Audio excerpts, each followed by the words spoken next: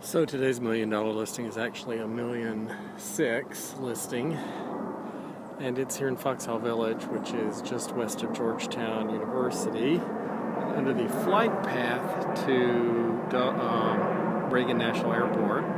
So there's always some noise here. It's also near the Potomac, so there are often mosquitoes. Up on the hill, if you can see those structures, you may not be able to through the woods. Those are the back end of Georgetown University.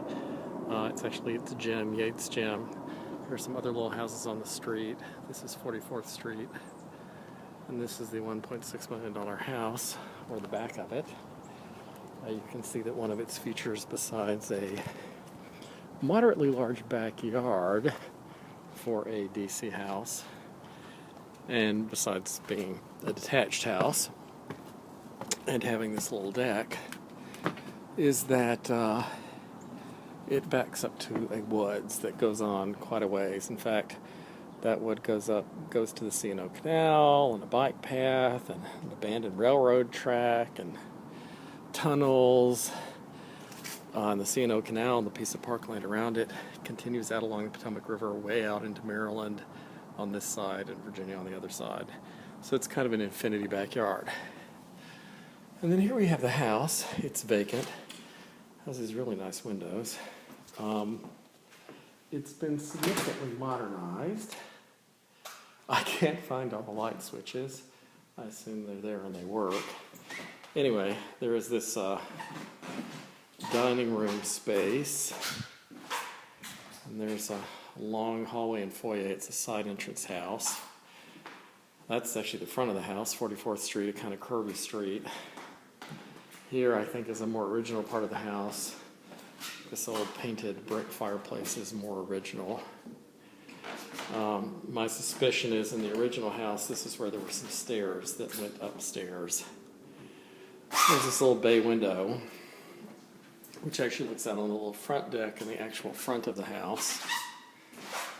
There was a time when you could buy the original versions of these houses, not too long ago, for $750,000 or $800,000, but this one has been blown up somewhat, and also things have just gotten more expensive. There's a cross-cut marble or travertine marble floors. There's a half bath here, a coat rack, a little closet. The kitchen's been updated a lot, I'm sure, from what the original kitchen was here. They put in pergo floors, and then they put in granite and some kind of fairly simple white aluminum cabinetry and appliances, and an undermounted sink over this nice window that looks into that woods. And this, I'm sure, was built on as an add-on, I would imagine. So it's a kind of little sunroom, breakfast nook, dining room off the kitchen. Although I think this is intended to be the larger, more formal dining room. And then this is the living room. Anyway, I think it's supposed to be at least a 4-bedroom house. We will go upstairs first. Lots of windows. Pretty tall windows.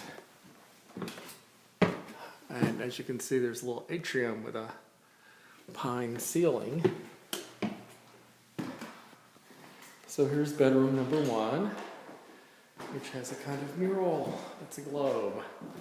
Looks out across the street to a house that I actually sold once to somebody, back when you could buy a giant house in this neighborhood for like $450,000, which was only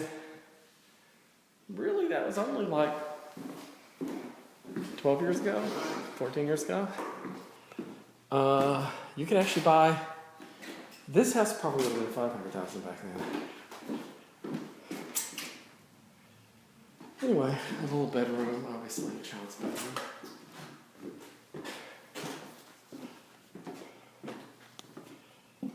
Might be the master. It seems to have the spiral staircase going upstairs to the upper space. We'll just go on up there, see what there is to see. Clearly it used to be the attic. And it's been turned into two separate little spaces. Some storage here.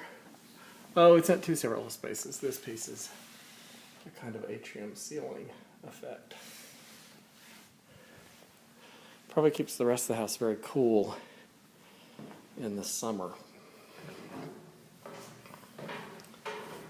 You can see this house, this neighborhood, Foxhall Village, which was built as a kind of subdivision between 1890 and 1920, has a lot of pseudo-Tudor houses on some of the other streets north of here, but also has a lot of slate roofs, which is what the neighborhood has. In fact, you can see that this house next door doesn't have central air throughout and has a slate roof. So it may be closer to the 1920 original with less blowing out and adding on. Anyway, there's our very tall window again in our stairwell down to the foyer. Here's a powder room. Actually, it's a full bath. It has the washer dryer.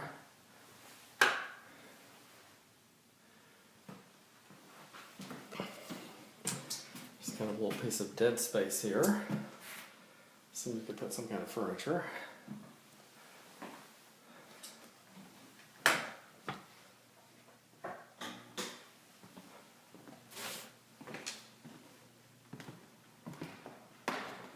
And here's another large, I guess this is really the master. It's one of these rooms with very hidden light switches.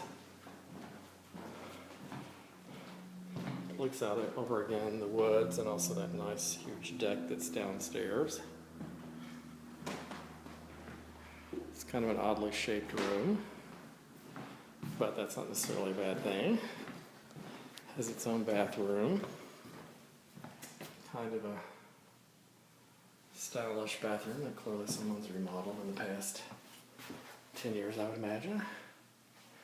They put in a very nice water closet. They managed not to put in the ever popular multi-headed shower, which I guess means that we're actually farther out into a suburban neighborhood and we're not downtown in Logan or DuPont.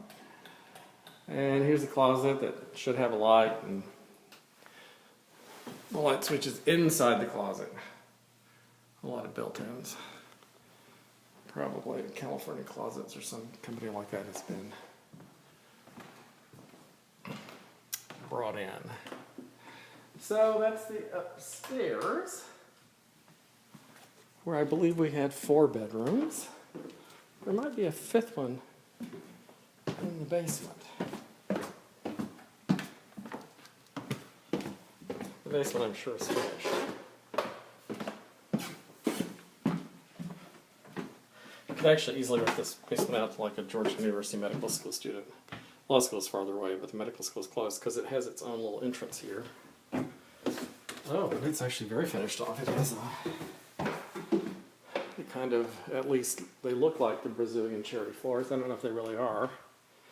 Storage. More storage. Kind of a dark room. No immediately obvious light switches.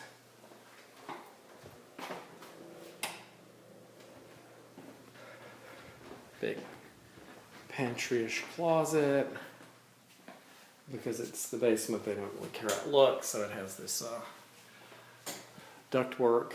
Oh yeah, this is basically a rental apartment or a nanny's apartment, and it's a pretty high-end one too, for either a rental or a nanny, because it actually has this nice bedroom, which even has windows of a sort on 2 sides, and its own little closet, and it has this kitchen, which is much nicer than the kitchen most tenants get. And then it has basically a repeat of that upstairs extra sun deck, or not sun deck, that extra room that's kind of a sunny breakfast nook off the kitchen. The same thing is down here off this kitchen. And this one actually goes out to its own little micro patio landing that's on the backyard, and has its own little walkway with its own little steps up to the side. So, it's very nice. You might be able to rent this downstairs piece. Gosh, I would think that you might be able to rent this for, on one side or another, $2,000 a month.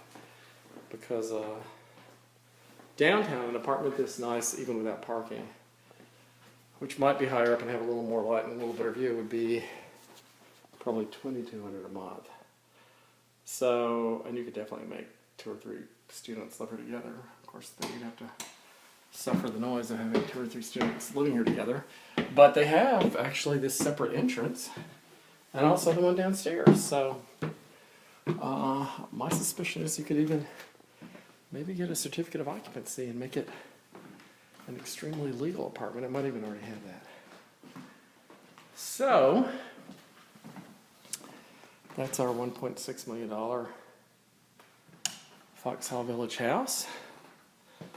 I don't think there is much to argue about with it.